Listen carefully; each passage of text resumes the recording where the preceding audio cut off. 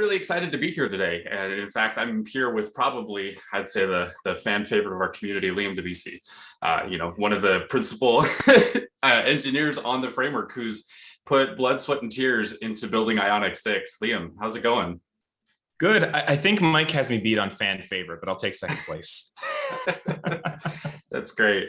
Awesome. But I'm doing good. Excited to be here talking about Ionic 6. Yeah, that EAS app is pretty cool. And I'm not just saying that because I helped build it. I legitimately think it's really exciting. Building with Ionic 6 has been great. I started Ionic about 3 years ago. And before that, I was building with Ionic. I built an Ionic 1 app, 2 app, 3 app. And actually the day Ionic 4 shipped was my first day at the company. So that was a fun day. It was nice to, after spending 3 years building Ionic, build with Ionic and just see how much it's evolved over the past few years. And I even found a few ways where we can improve Ionic. So that was nice. And it was great working with Matt Netko again. Hadn't talked to him in a bit because he's been so busy. So yeah. That's awesome. So, let's just go ahead and jump into the meat of what everyone's excited for. Let's talk Ionic 6. What are the biggest feature updates coming that you've been working on? Yeah, absolutely. So some of the high level things, improved desktop support, overhaul components. I know we saw the bottom sheet earlier today with Matt Netko and Matt Kramer. So we got some iOS and Android design changes and really a lot more. And I think we'll sort of get into some of the nitty gritty there. I think my personal favorite is the DateTime component. Date pickers are so incredibly complex and need to cover so many different use cases. That was really fun to build. It was very challenging.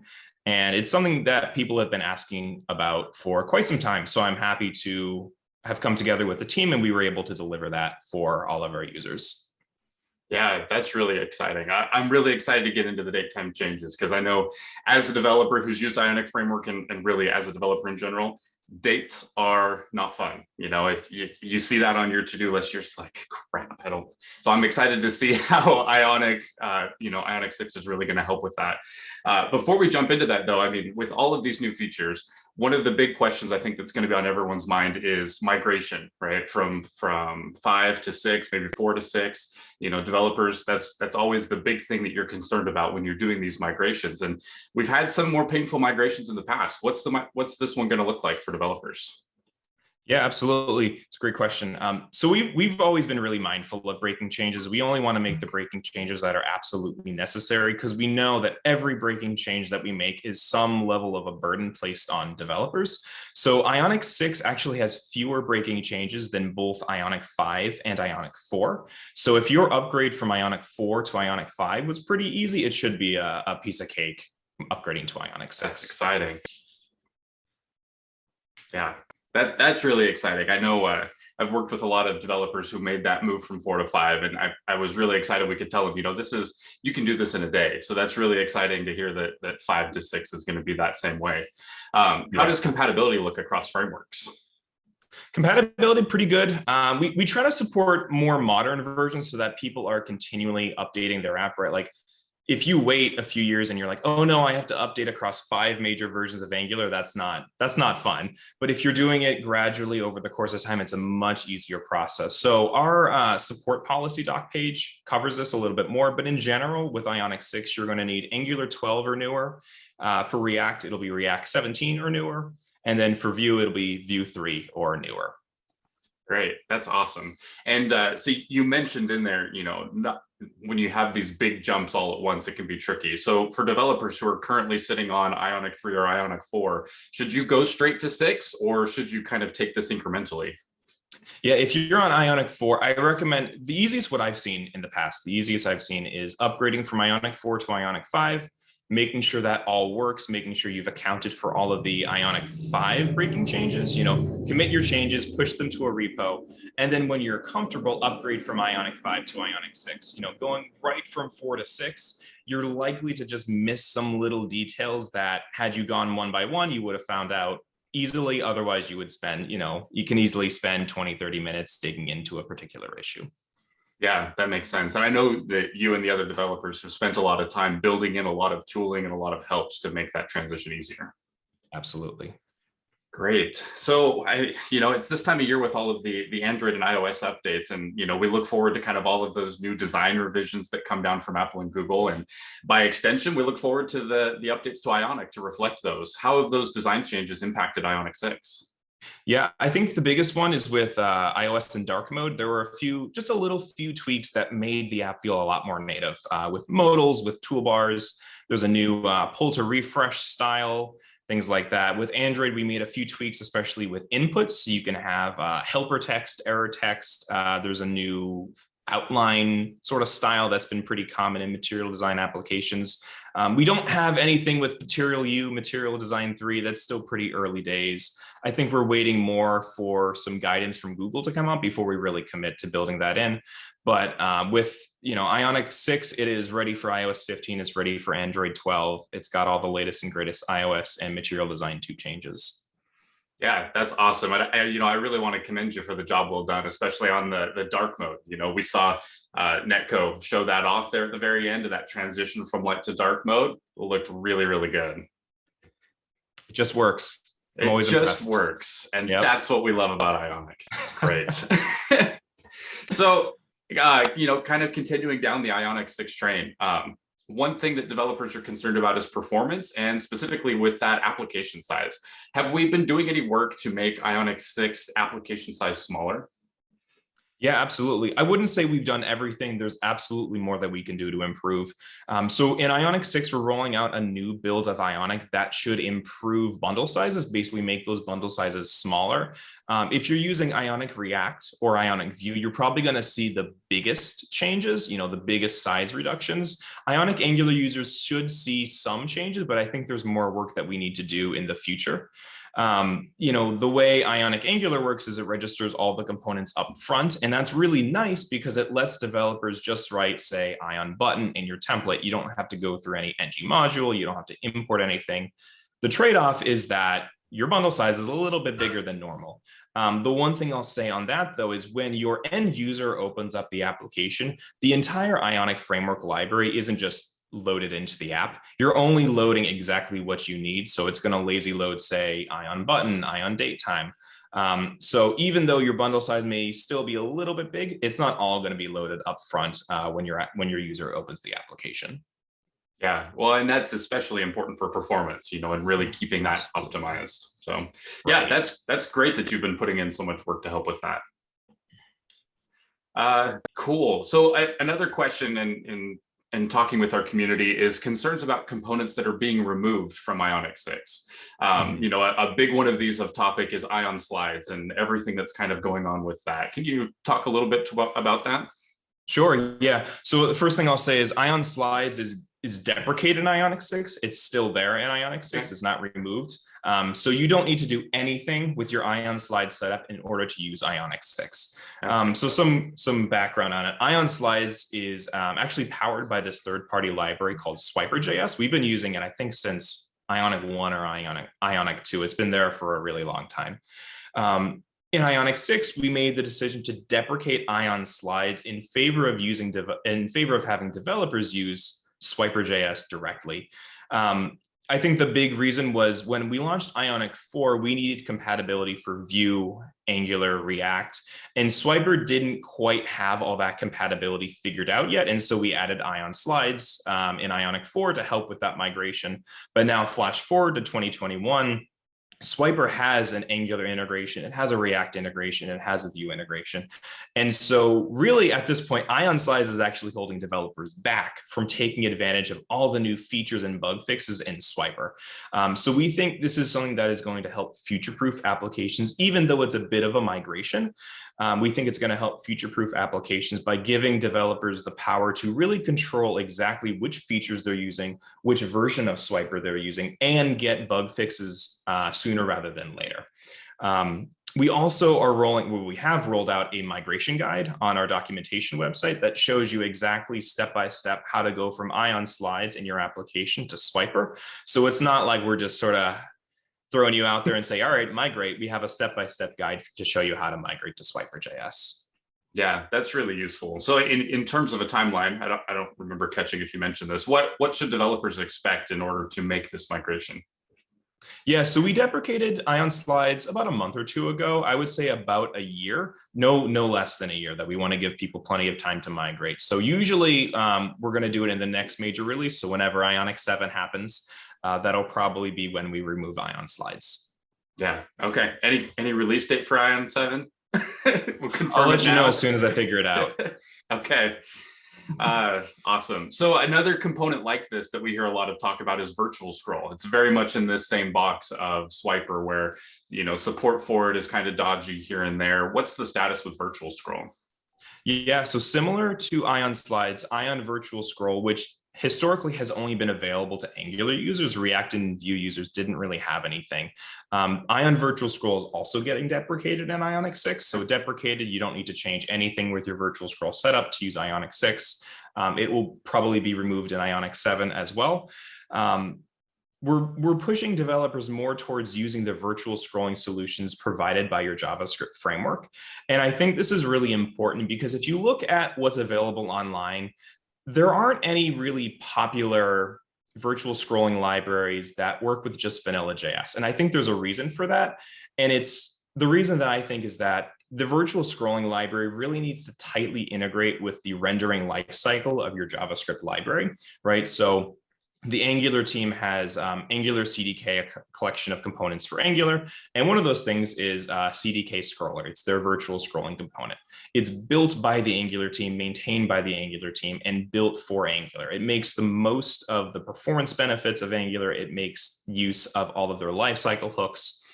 These are things that really need to be specific to the JavaScript framework. And it's something sort of out of the scope of what we are sort of comfortable managing. So we are deprecating it. Similar to Ion Slides, we also have a migration guide for Angular users. So it'll show you how to go from Ion Virtual Scroll to Angular CDK Scroller. And the other benefit of this is we also have migration guides for React and Vue. So we will have official recommendations for virtual scrolling in React and Vue, which is a first for Ionic users. Previously, React and Vue users didn't have virtual scrolling. So similar to Ion Slides, we think it's a bit of a migration, but we think it'll be much longer, much better in the long run, future-proofing your application. Yeah, definitely. I as an Angular developer myself, I've used the CDK virtual scroller and it's been a great component. And I definitely would attribute it, like you said, because it has that tight integration, as opposed to something like Swiper, where it's just, it can be generic, you can make that work across everything, but really being tightly integrated with those change detection cycles, because everyone does it differently. So that makes a lot of sense. Very specialized component.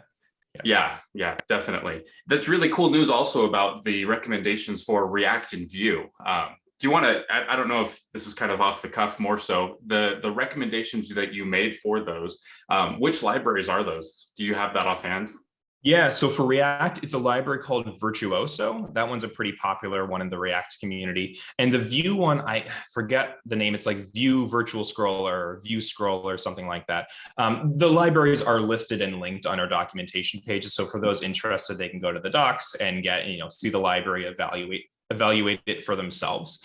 Those aren't the only virtual scrolling libraries in the React and Vue communities, but we found after our research that those were probably the most robust feature-wise, the most, the sort of best maintained, have they been committed to recently, things like that. And do they have other people using them? Is it, 10 NPM downloads a week, or is it a few thousand? Yeah, that makes sense. That's great that you've done all of that work to at least give people the starting point of where to look. That's awesome. Awesome. So big topic with Ionic and mobile apps is accessibility, right? This has kind of been a hot topic in the hybrid web world where, we have Flutter and all the work they're doing in React Native. How is Ionic 6 specifically addressing accessibility issues? Yeah, absolutely. I think one of the big things that differentiates Ionic from the alternatives, and this extends to any apps built with Capacitor as well, is that it's built on the web. And the web has built-in tooling and built-in support for accessibility, ARIA roles, screen reader integration, things like that. Keyboard support is also important. So we're able to leverage a lot of that out of the box. So developers really don't have to think too much about it. It should more or less just work. We, of course, give them the ability to customize and adapt to whatever their use cases are. But specifically in Ionic 6, we've addressed a few pain points, mainly with DateTime. So in Ionic 5, it was pretty challenging starting to have keyboard support and also screen reader integration with DateTime because of mainly how it was built. And so it was very hard to say use the arrow keys to scroll up and down and select times or dates. Screen readers would sometimes announce the wrong things. And that was a big focus with the DateTime in version 6. So for example, version 6 now uses the calendar style picker where it has, every day of the week.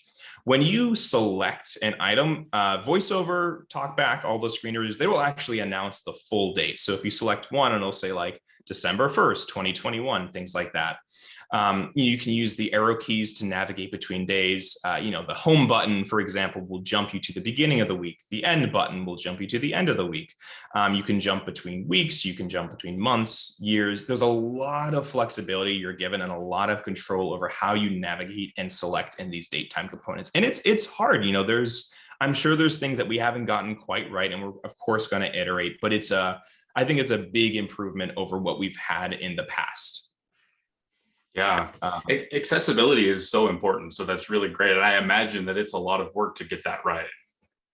Yeah, absolutely. And that's not the only accessibility improvement. All the new components, accordion, breadcrumbs, even the bottom sheet to a certain extent, even though that really takes in a custom component.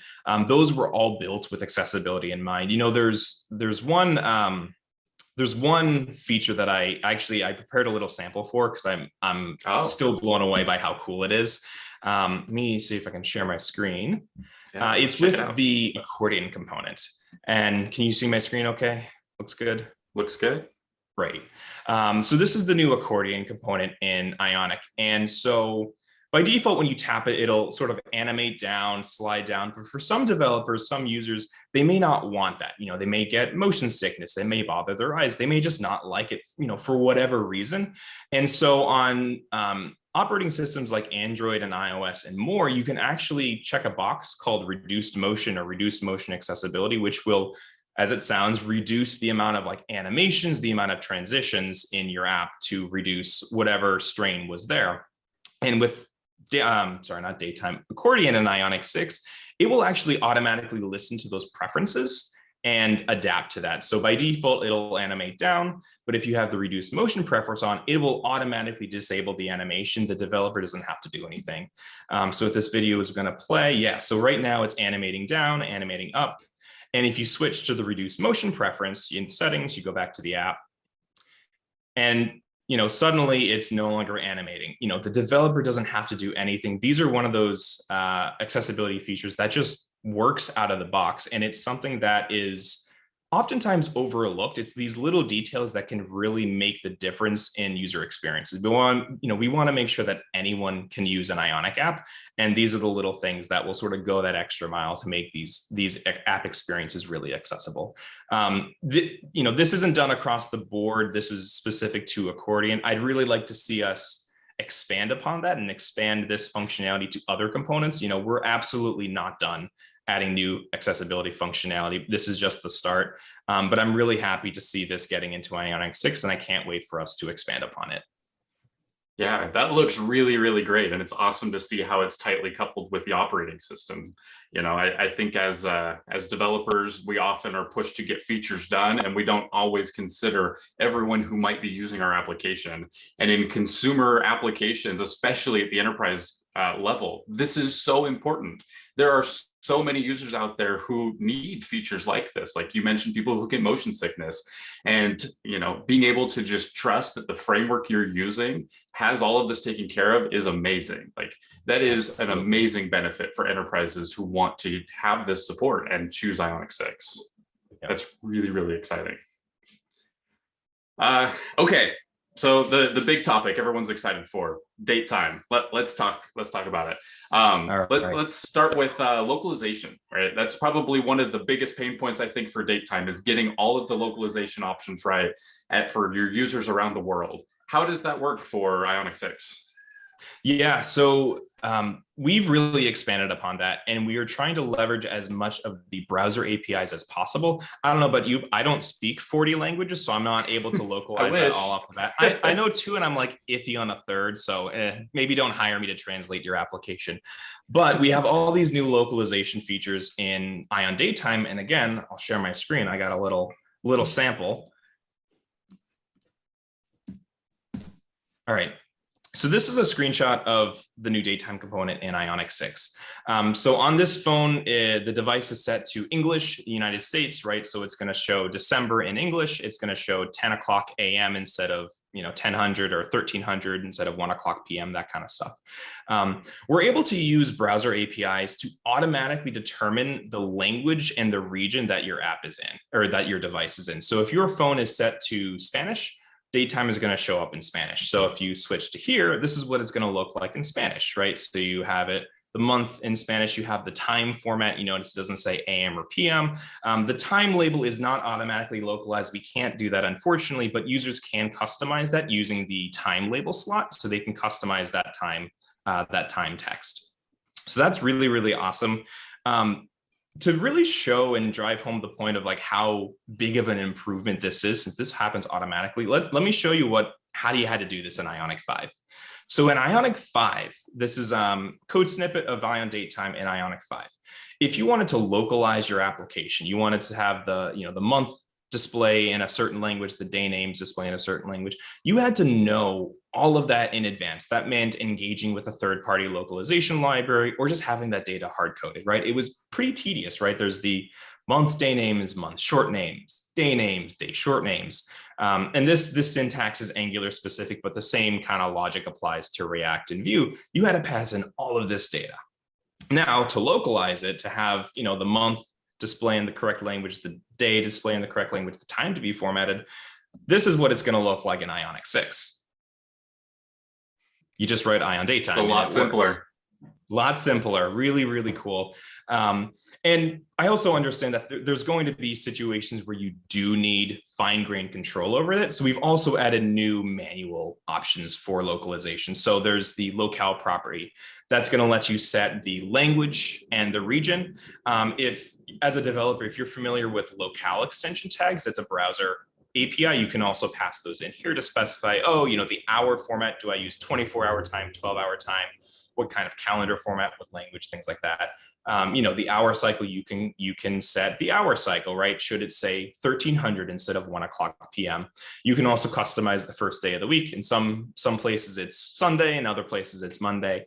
So we've added a lot of really robust localization features. We have some stuff work out of the box, and then we give you, the developer, the control to really power exactly how this DateTime component is going to display. We're by no means done with it. We have ideas for more localization features, and I'm sure we'll get more feedback as Ionic 6 is consumed by other developers. But this is a really, really exciting feature, and I think it's a huge step over what we had in Ionic 5.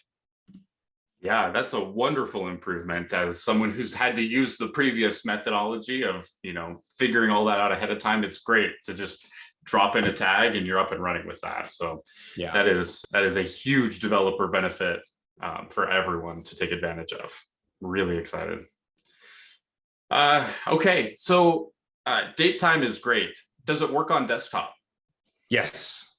Very simple answer. Yes, it does. Great. I know in Ionic 5, if you wanted to use it on desktop, the layout was a little awkward, and I think it sort of appeared from the bottom. And if you had a big monitor, it's like, all right, let me move my mouse down here and click and drag. In Ionic 6, it can be displayed wherever you want. If you want to show it in a modal, if you want to show it in a popover, if you want to show it directly on the page, you can do that as well. Selecting times, previously you had to click and drag. It worked great on touchscreens, but on desktop it was frustrating to use. And so in Ionic 6, we've really improved that. So you can just swipe to scroll, you can use a trackpad, mouse wheel, whatever, to select a date. Again, keyboard support, I know we touched upon it when we were talking about accessibility, but it's also nice to just be able to select dates with a keyboard, right?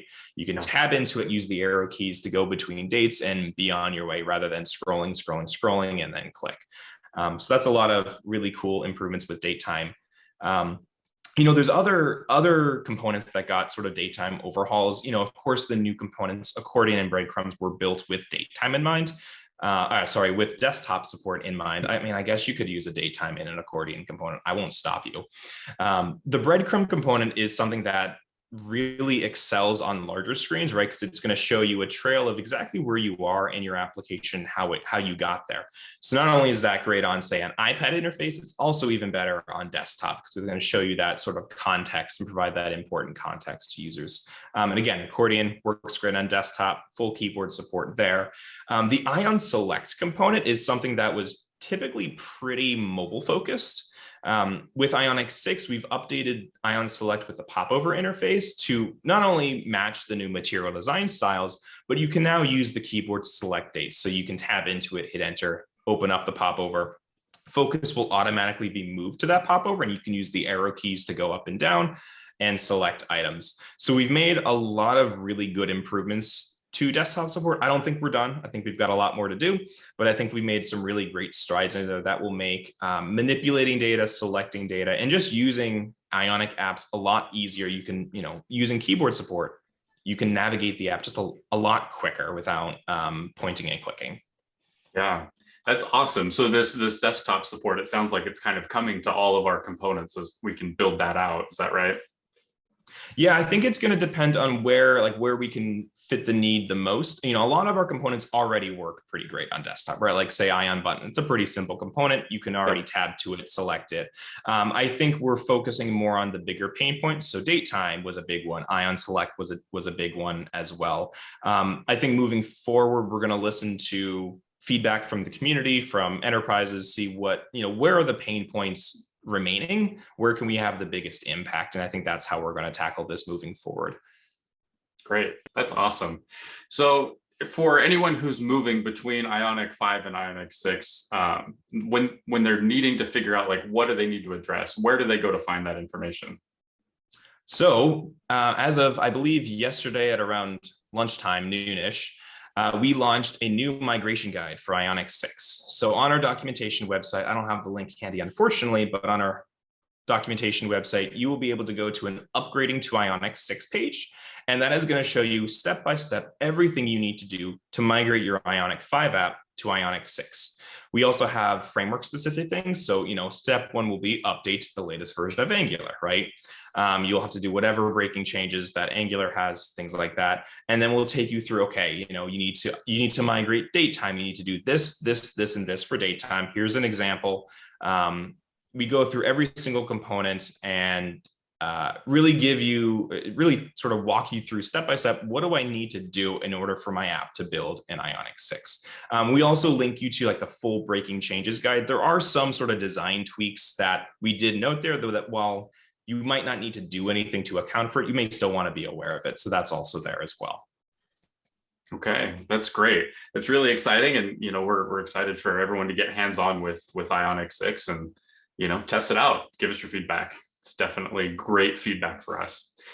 So what's coming next? Now that we've hit this major milestone in Ionic 6, where is the team looking to go over the next several months? A lot of places. I think the biggest thing moving forward is we're really going to focus in on our documentation, particularly with examples. We want to make the examples more interactive, more representative of what component should look like, how they should behave.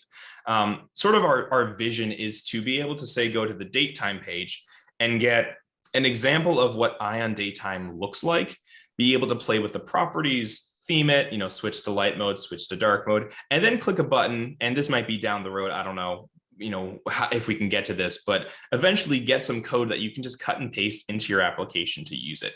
The way I see it is you shouldn't have to go through the process of making an Ionic starter app, getting some sample code and tweaking it to figure out how it should look.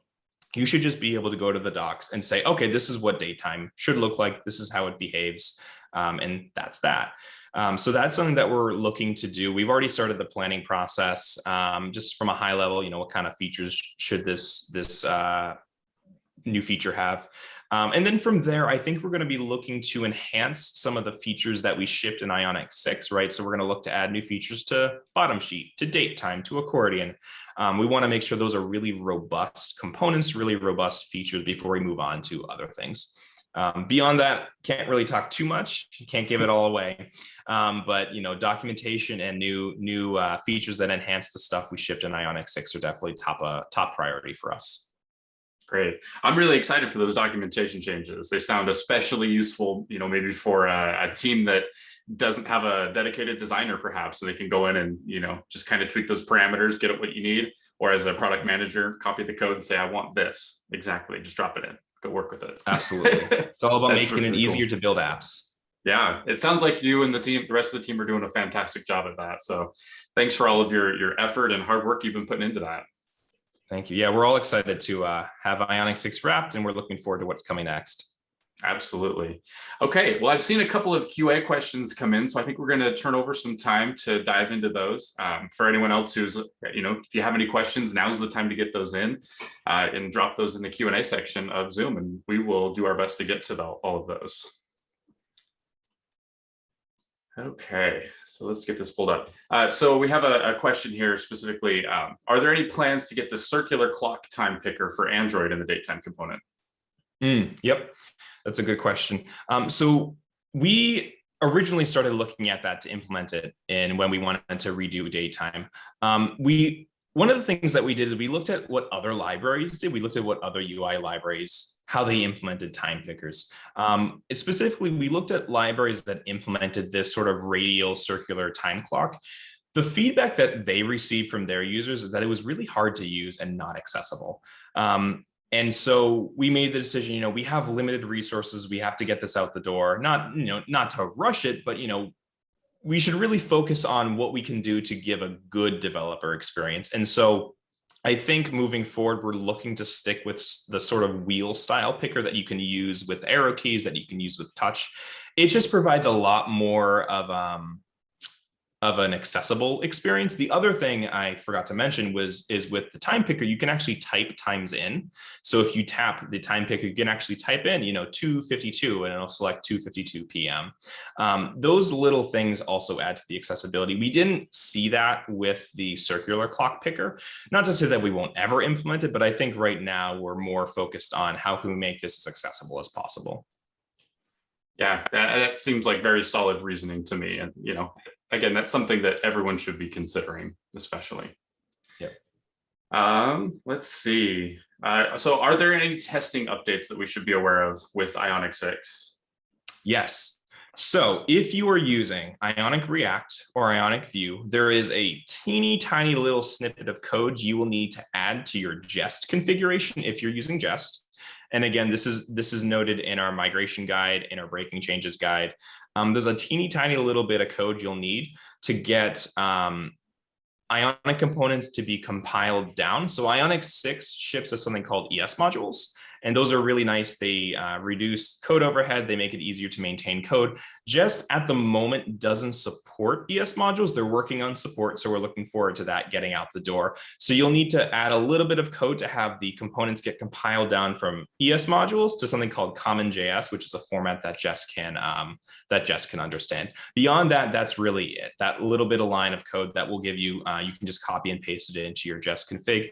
As of right now, Angular doesn't have anything that I'm aware of. I know there's the protractor deprecation, but that's more of an Angular thing than an Ionic thing right now. Okay, awesome. That's good for everyone to know and to really be on top of that. One of the questions in here, I think, is more just a comment for you. It uses the time zone from the phone. Sweet. Yeah, we don't touch your time zones. We did that in Ionic 5. It didn't always work. We don't touch your time zones anymore. Yeah. Okay, awesome. Yeah, we actually encourage you to use a third-party library to manage that, right? So we give you the raw date when the change event is emitted, and then we encourage you to use something like DateFNS or other libraries to really manipulate and parse those dates. Those do a fantastic job. We don't need to reinvent the wheel on that. Yeah, definitely. That makes sense. So a more personal question. What's your favorite part of Ionic 6 that you've built out? That is a good question. I I know the accordion accessibility, that reduced motion thing, that I only put that in there because I really liked it. I thought that was super cool. That's definitely up there. Honestly, though, I think the bottom sheet, I'm really hopeful that the bottom sheet can be used in some really interesting and creative ways. It's a UI paradigm that's becoming more and more common, especially in iOS apps. I've seen it a little bit in Android, but mostly in iOS. It's just being used everywhere. And in all sorts of ways. I've seen it in map applications. I've seen it in like sort of share dialogues, email applications. So I'm really excited we have like a base implementation and we have some ideas for what we can do to improve it, but I'm really interested to see how developers take this and use it in ways that maybe we didn't anticipate. Yeah, for sure. I think you even showed it off at one point internally using like a fake Google Maps demo of using it like as an overlay to Google Maps. Is that right? Yeah. Oh, yeah. I think I ended up tweeting that out because someone said you should tweet that. I was like, okay, fine, That's I will. right. Yeah. Yeah, that was a really, really good example in there. Cool. Okay. Well, I think we're going to turn the time back here over to Matt Kramer.